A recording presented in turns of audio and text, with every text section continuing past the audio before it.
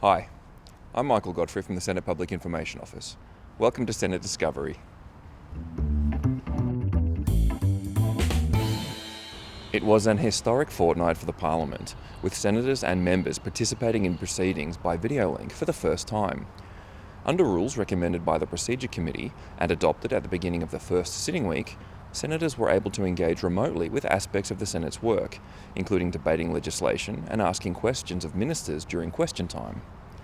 Notably, Senator Di Natale delivered his valedictory speech from his electorate office in Victoria. So I leave here feeling incredibly proud of our team, who have behaved with integrity and achieved so much. I leave with a deep sense of personal fulfilment that comes from fighting for a cause bigger than yourself. But if I'm being really honest, I also leave knowing that successive parliaments in which I've served have failed to achieve lasting reforms on the things that matter. Climate change, homelessness, job insecurity, mental illness, protection of our environment. Senator Di Natale formally resigned as a senator on the 26th of August. Senator Lydia Thorpe was selected to fill the vacancy at a joint sitting of the Victorian Parliament on the 4th of September. In the second sitting week, the Senate debated a bill providing for the extension of the JobKeeper scheme. The workplace flexibilities provided for by this bill will assist employers who are continuing to experience financial distress as a result of the COVID-19 pandemic, overwhelmingly small businesses, help them stay afloat and to keep their employees in a job. The Labor Party is supporting this bill, but that's not to say we think that the bill is perfect. It isn't. Labor has some serious concerns about the bill. That's because the government has seen fit to introduce some extreme elements into the bill. I'm referring to the extension of the emergency industrial relations powers to businesses who no longer qualify for government JobKeeper support. Let me be clear. The Greens support the extension of JobKeeper. There is no other option than to continue to provide a wage subsidy. JobKeeper has provided much-needed support to many thousands of people. But there were real problems and gaps in the original package, and there are big flaws in this bill as well. Now, in relation to the bill, I indicate that I will support the bill. I will support the extension of JobKeeper. That's the pragmatic thing to do. It's about making sure that we look after our businesses and we look after their employees. The bill passed the Senate with government amendments, which were also agreed to by the House. The bill will now be sent to the Governor-General for royal assent. Several debates and a large part of question time during the fortnight focused on aged care during the COVID-19 pandemic.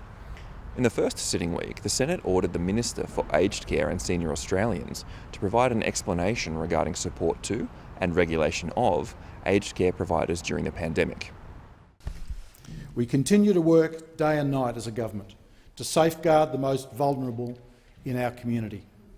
The care and welfare of senior Australians has been and remains the highest priority for the Australian government. I, as Minister for Aged Care, the Minister for Health, the Prime Minister, the Government and the National Cabinet at every step of this pandemic have acted on the advice of our medical experts. I have been working every day with the aged care sector, providers, staff and families to ensure that these people in care, those who first cared for us, receive the highest level of protection. Mr President, for this I am accountable. Now, it is true we are in the grips of a global pandemic, and there are some who would suggest, like the government, these deaths are unavoidable. But we would be betraying our duty if we blindly accept that argument.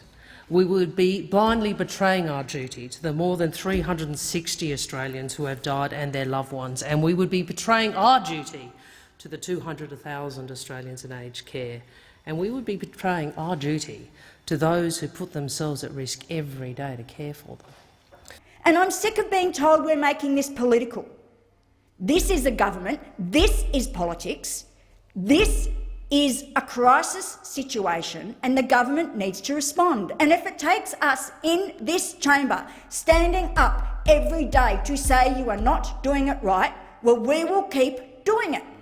Along with remote participation, another historic parliamentary moment occurred during the fortnight, with the Scrutiny of Delegated Legislation Committee holding its first public hearing since its initial establishment in 1932.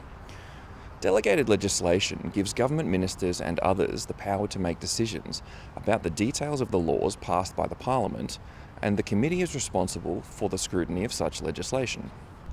In 2019, the committee raised concerns about the increasing exemption of delegated legislation from parliamentary oversight, and it is currently taking evidence on the matter from expert witnesses. At the conclusion of the inquiry, it will report its findings to the Senate. That's all for this episode of Senate Discovery. The Senate will next meet for Budget Week on Tuesday, the 6th of October. In the meantime, you can follow the activities of the Senate committees via our website. Follow the links below this video for more information about the topics we've covered, and keep up to date with the latest news from the Senate by following us on Twitter. Thanks again for joining me for Senate Discovery. I'll see you next time.